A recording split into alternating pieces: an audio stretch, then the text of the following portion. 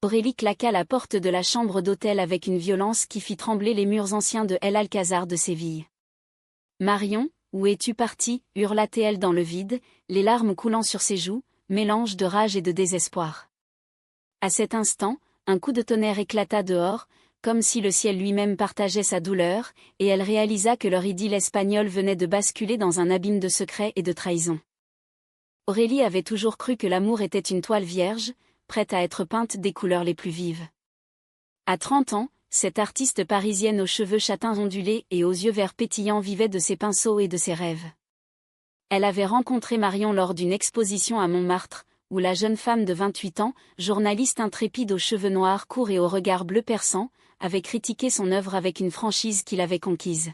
« Votre tableau manque de profondeur » avait dit Marion, un sourire en coin. Aurélie avait ri, et de là était née une passion fulgurante, faite de nuits blanches à discuter de la vie, de baisers volés sous les ponts de la Seine. Leur décision de partir en Espagne avait été impulsive, un échappatoire à la routine parisienne. « Allons à Barcelone, puis descendons vers l'Andalousie » avait proposé Marion, les yeux brillants d'excitation. Aurélie avait accepté, emportant son carnet de croquis et son cœur ouvert. Elles arrivaient à Barcelone sous un soleil radieux, se promenant main dans la main le long de la Rambla, riant aux éclats devant les mimes et les marchands de fleurs. La Sagrada Familia les avait émerveillés, ses tours élancées comme des promesses d'éternité. Le soir, dans un petit appartement loué via Airbnb, elles faisaient l'amour avec une tendresse infinie, leur corps se fondant dans la chaleur méditerranéenne. Mais dès les premiers jours, Aurélie remarqua des ombres dans le comportement de Marion. Des appels téléphoniques murmurés en pleine nuit, des regards fuyants quand elle posait des questions. « C'est le travail » disait Marion en haussant les épaules. Aurélie, amoureuse, choisissait de croire. Elles prirent le train pour Madrid, où les musées du Prado les envoûtèrent. Aurélie dessinait Marion devant les toiles de Goya, capturant son profil anguleux, sa force intérieure. « Tu es mon muse » chuchotait-elle. Marion répondait par un baiser, mais ses yeux trahissaient une inquiétude croissante. À Grenade, l'Alhambra les transporta dans un monde de palais mauresques et de jardins parfumés. Elles se promenèrent dans les ruelles du quartier albécin, main dans la main, ignorant les regards curieux des passants. L'Espagne, avec son mélange de passion et de mélancolie, semblait amplifier leur amour. Pourtant, lors d'une soirée flamenco, Marion disparut pendant 1 heure. À son retour, elle était pâle, prétextant un malaise. Aurélie la serra contre elle, sentant son cœur battre la chamade. « Qu'est-ce qui te tourmente, mon amour » demanda-t-elle doucement. Marion secoua la tête, un sourire forcé aux lèvres. « Rien, juste la fatigue du voyage. » Leur périple les mena à Séville, la perle de l'Andalousie. L'hôtel qu'elles choisirent était un ancien palais converti, avec des patios ombragés et des fontaines murmurantes. Aurélie se sentait vivante, inspirée par l'architecture moudéjare et les oranges amères des rues. Elles visitèrent la cathédrale, montèrent à la Giralda pour admirer la vue panoramique. « C'est ici que je veux passer le reste de ma vie avec toi » murmura Aurélie à l'oreille de Marion, le vent caressant leurs cheveux. Mais la nuit suivante, le cauchemar commença. Aurélie se réveilla seule dans le lit king size, les draps froids de l'absence de Marion. Paniquée, elle fouilla la chambre, trouva le téléphone de sa compagne abandonné sur la table de nuit. Un message non lu clignotait, « Rendez-vous ce soir. » Ne dis rien à Aurélie. C'est pour son bien. Le expéditeur était anonyme, mais l'adresse indiquait un bar louche dans le quartier Triana. Le cœur battant, Aurélie s'habilla à la hâte et sortit dans la nuit sévillane. Les rues étaient animées, remplies de touristes et de locaux sirotant du sangria. Elle arriva au bar, un établissement sombre aux murs couverts de posters de corrida. À l'intérieur, elle repéra Marion attablée avec un homme d'une 40aine d'années, au visage marqué par les ans, un tatouage discret sur le poignet. Il parlait à voix basse, intense. Aurélie s'approcha, feignant la surprise. « Marion ? Qu'est-ce que tu fais ici ?» Marion blêmit, l'homme se leva abruptement. « C'est qui, celle-là » grogna-t-il en espagnol. Marion se leva, attrapant le bras d'Aurélie. « Partons, vite. » Dehors, sous les étoiles, Marion explosa. « Pourquoi m'as-tu suivi ? Tu ne comprends pas. » Aurélie, blessée, rétorqua, comprendre quoi? Que tu me caches des secrets? Les larmes coulèrent, et Marion avoua enfin, cet homme est un contact. Je suis impliquée dans une enquête journalistique sur un réseau de trafic d'art. Ils ont menacé ma famille en France. Je pensais te protéger en te tenant à l'écart. Aurélie sentit le monde s'effondrer. Leur voyage romantique n'était qu'une façade? Tu m'as menti depuis le début, demanda-t-elle, la voix brisée. Marion la serra dans ses bras. Non, mon amour pour toi est réel. Mais je ne voulais pas t'impliquer dans ce danger. Elles rentrèrent à l'hôtel en silence, le poids de la révélation pesant sur elles. Le lendemain, la tension était palpable.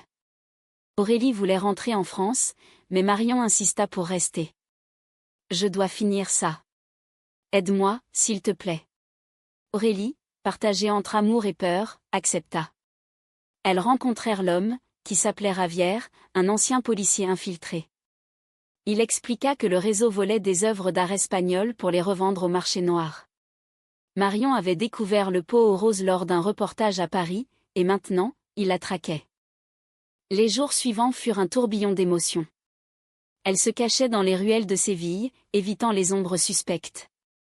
Aurélie, qui n'avait jamais connu pareille adrénaline, se surprit à aimer cette nouvelle facette de Marion, sa bravoure. Elle faisait l'amour avec une urgence nouvelle, comme si chaque caresse pouvait être la dernière. « Je t'aime plus que tout », murmurait Marion dans le noir. Pourtant, le doute s'insinuait. Aurélie surprit Marion en train d'envoyer un message codé, « Opération en cours. Aurélie est avec moi. » À qui? La paranoïa grandissait. Lors d'une visite à Cordoue, dans la mosquée cathédrale, Aurélie confronta Marion. « Es-tu vraiment de mon côté ?» Marion jura que oui, mais ses yeux fuyaient. La trahison éclata à Ronda, ce village perché sur des falaises vertigineuses. Elles étaient venues admirer les gorges du Tajo, quand Ravière les rejoignit. Soudain, deux hommes armés surgirent, exigeant des documents que Marion portait. Dans la confusion, Marion hésita, et Aurélie comprit, « Tu les as appelés ?» Marion, les larmes aux yeux, avoua, « Ils ont ma sœur. » Je n'avais pas le choix. Aurélie sentit son cœur se briser. Trahie par l'amour de sa vie. Elle s'enfuit, courant vers le pont Nuevo, le vent hurlant autour d'elle. Marion la poursuivit, criant, « Attends. Je t'expliquerai. » Mais les hommes les rattrapèrent. Une bagarre éclata, Ravière se révélant allié fidèle, neutralisant un assaillant. Aurélie, dans un sursaut de courage, poussa l'autre dans le vide non mortel, mais suffisant pour fuir. Elles s'échappèrent vers Malaga, cachées dans une auberge côtière. Là, Marion raconta tout, son passé trouble, une dette envers le réseau contracté pour sauver sa sœur toxicomane. « J'ai voulu te protéger, mais j'ai tout gâché. » Aurélie, épuisée, pardonna partiellement. « L'amour vrai surmonte les trahisons, dit-elle. » Leur fuite les mena à la Costa del Sol, où les plages dorées contrastaient avec leurs tourments intérieurs. Aurélie et Marion se terraient dans un petit bungalow face à la mer, les vagues murmurant des secrets oubliés. Aurélie peignait frénétiquement, transformant sa douleur en couleurs vives sur la toile des tourbillons de rouge pour la trahison, du bleu pour l'amour persistant. Marion, rongée par la culpabilité, passait des heures à fixer l'horizon, son téléphone éteint pour éviter les traqueurs. « Comment as-tu pu me mentir ainsi ?» demanda Aurélie un soir, alors qu'elle sirotait du vin sur la terrasse. Marion posa sa tête sur son épaule. « La peur, Aurélie. La peur de te perdre. Ma sœur est tout ce qui me reste de ma famille. » Aurélie soupira, caressant ses cheveux. « Et moi? Ne suis-je pas ta famille maintenant ?» Leur baiser fut doux, teinté de regret, mais réaffirmant leur lien. Ravière les contacta discrètement, le réseau était sur leurs traces. « Il faut bouger, dit-il. » Elles prirent la route vers Gibraltar, ce rocher frontalier entre deux mondes. En chemin, elles parlèrent de leur avenir, rêvant d'une vie paisible en France, loin des ombres. Mais à Gibraltar, la tension monta. Marion reçut un appel anonyme, « Livrez les documents ou votre ami paiera. » Aurélie, entendant, sentit la peur l'envahir. Quels documents? Marion avoua, des preuves numériques sur une clé USB, caché dans son sac. La nuit tomba sur le rocher, illuminé par les lumières du détroit. Elles montèrent au sommet, où les singes barbaries gambadaient librement. Ravière les rejoignit avec un plan, tendre un piège au réseau. Aurélie, terrifiée mais déterminée, accepta de servir d'appât. Pour nous, dit-elle à Marion. Le rendez-vous eut lieu dans une grotte ancienne, éclairée par des torchers. Les chefs du réseau arrivèrent, 3 hommes imposants, exigeant la clé. Marion l'attendit, mais c'était un leurre. Ravière surgit avec des renforts des policiers espagnols qui l'avaient alerté. Une fusillade éclata, des balles sifflant dans l'air. Aurélie se cacha derrière un rocher, le cœur battant. Marion la protégea, prenant une égratignure au bras, rien de grave, mais suffisant pour saigner légèrement. Dans le chaos, un des trafiquants attrapa Aurélie, un couteau à la gorge. « Donnez-moi la vraie clé, hurla-t-il. Marion, les yeux emplis de terreur, obéit. Mais Ravière tira, blessant l'homme à la jambe. Les policiers arrêtèrent les survivants. Aurélie et Marion s'enlacèrent, tremblantes. « C'est fini, murmura Marion. Elles passèrent la nuit à l'hôpital de Gibraltar, où on soigna la plaie de Marion. Aurélie veilla sur elle, tenant sa main. « Tu m'as sauvée, dit-elle. » Marion sourit faiblement. « Non, c'est toi qui m'as donné la force de tout avouer. » De retour en Espagne continentale, elles décidèrent de prolonger leur séjour pour guérir. À Marbella, elles louèrent une villa isolée, entourée de palmiers. Aurélie recommença à peindre, capturant la beauté de la mer et les traits de Marion. Leur soirée était faite de confessions. Marion parla de son enfance difficile à Lyon, de sa sœur perdue dans la drogue, de comment le journalisme l'avait sauvée. Aurélie partagea ses doutes d'artiste, sa peur de l'abandon hérité d'un père absent. Leur amour se approfondit, forgé dans l'épreuve. Elles faisaient des promenades sur la plage au lever du soleil, pieds nus dans le sable, discutant de philosophie comme des Françaises qu'elles étaient citant Camus et Beauvoir.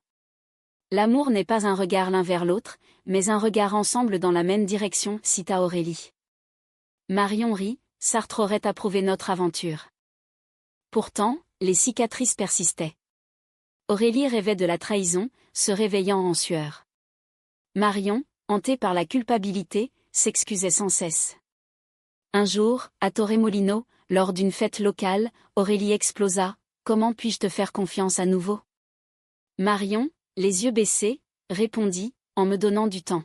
« Je t'aime assez pour attendre. » Elles rentrèrent à Séville pour clore le chapitre. Ravière les informa que le réseau était démantelé, les preuves envoyées aux autorités. « Vous êtes libre, dit-il. » Aurélie et Marion célébrèrent dans un restaurant andalou, dégustant du gazpacho et du jamon, dansant au son de guitare flamenco. Leur baiser sous les étoiles fut passionné, un renouveau. Mais le destin réservait une dernière épreuve. À l'aéroport de Malaga, prête à rentrer en France, Marion reçut un message, sa sœur avait fait une overdose. Effondrée, elle s'effondra en larmes. Aurélie la soutint, changeant leur billet pour Lyon. « Nous affronterons ça ensemble, promit-elle. » À Lyon, l'hôpital était froid, contrastant avec la chaleur espagnole. La sœur de Marion, Élise, 25 ans, gisait pâle sur le lit. Marion pleura, tenant sa main. Aurélie resta à ses côtés, offrant du café et des mots de réconfort. Élise survécut, entrant en cure de désintoxication. « Merci d'être là, dit Marion à Aurélie. Je n'aurais pas pu sans toi. » De retour à Paris, leur appartement de Montmartre semblait plus chaleureux. Aurélie exposa ses toiles inspirées d'Espagne, titrant la série Amour en fuite. Marion écrivit un article sur le trafic d'art, dédiant à Aurélie. Leur relation, marquée par la trahison mais renforcée par le pardon, devint un témoignage de résilience. Un soir, sur la butte Montmartre, Aurélie posa un genou à terre. « Épouse-moi, Marion. Traversons les tempêtes ensemble. » Marion, émue, accepta. Leur mariage fut simple, entouré d'amis, sous les cerisiers en fleurs. Pourtant, le bonheur n'était pas linéaire. Les mois suivants, Aurélie luttait avec des crises d'angoisse, revivant les moments de danger en Espagne. Marion, patiente, l'accompagnait chez un thérapeute. « Nous sommes plus fortes ensemble, répétait-elle. Leur vie parisienne reprit, Aurélie peignant dans son atelier, Marion tapant des articles sur son ordinateur portable. Elles adoptaient des routines tendres, petit déjeuner au lit, promenade au jardin du Luxembourg. Un jour, une lettre anonyme arriva, le réseau n'est pas mort. Attention. Panique. Marion contacta Ravière, qui confirma une branche résiduelle. Restez vigilante. Aurélie, furieuse, accusa Marion, ton passé nous hante encore. Marion, défensive, rétorqua, c'est notre passé maintenant. Une dispute éclata, des mots durs fusèrent. Aurélie partit claquer la porte, errant dans les rues pluvieuses de Paris. Elle se réfugia chez une amie, réfléchissant à leur histoire. L'amour valait-il ses risques? Le lendemain, Marion la trouva, fleur en main. Pardonne-moi. Je ne veux pas te perdre. Aurélie céda, leur étreinte passionnée dans la rue, sous la pluie, rappelant Séville. Elles décidèrent de retourner en Espagne pour affronter les fantômes. À Barcelone, elles rencontrèrent Ravière, qui les aida à traquer le dernier chef. Dans les ruelles de la Barceloneta, elles tendirent un piège. Le confrontation fut tendue, l'homme, un vieil associé de Marion, avoua tout avant d'être arrêté. « Tu m'as trahi en premier, dit-il à Marion. Elle répondit, « Non, c'est toi qui as corrompu ma vie. » Libérées, elles explorèrent l'Espagne avec un regard neuf. À Valence, elles goûtèrent la paella au bord de la mer, riant comme au début. À Madrid, elles dansèrent dans un club LGBT, affirmant leur identité. Leur amour, forgé dans le feu, brillait plus fort. De retour en France, elles planifièrent leur avenir. Aurélie vendit une toile pour financer un voyage en Italie sans drame cette fois. Marion quitta le journalisme d'investigation pour des sujets plus légers. Elles adoptèrent un chat, symbole de stabilité. Pourtant, la profondeur humaine de leur histoire les marqua. Aurélie écrivit un journal, Marion un livre. Notre amour est une œuvre d'art imparfaite mais belle, disait-elle. Un an plus tard, à leur anniversaire, sur la tour Eiffel illuminée, elles renouvelèrent leurs vœux. Malgré les trahisons, les peurs, nous choisissons l'amour, déclara Aurélie. Marion répondit, et l'humanité en nous triomphe. Leur vie devint un témoignage de résilience. Aurélie exposa internationalement, ses toiles inspirées d'Espagne acclamées pour leur émotion brute. Marion publia son livre, Amour en ombre, un best-seller qui toucha des cœurs. Elle parlait dans des conférences sur l'amour LGBT, la trahison et le pardon, inspirant d'autres. Mais la vie réservait des joies simples, des dîners avec Élise, maintenant sobre et reconstruite, des week-ends à la campagne normande, où elle cueillait des pommes et faisait l'amour sous les étoiles. Leur lien, profond et humain, transcendait les drames. Un jour, Aurélie découvrit qu'elle était enceinte via don de sperme, un rêve partagé. Marion, aux anges, caressa son ventre. Notre famille grandit. La naissance d'une petite fille, nommée Espagne en hommage, scella leur happy end. Dans les bras l'une de l'autre, elles regardaient l'avenir avec espoir. Pourtant, le récit ne serait pas complet sans reconnaître les ombres. Les cicatrices restaient, rappelant que l'amour vrai exige du courage. Mais dans leur maison parisienne, remplie de rires d'enfants, elles savaient, le voyage valait la peine.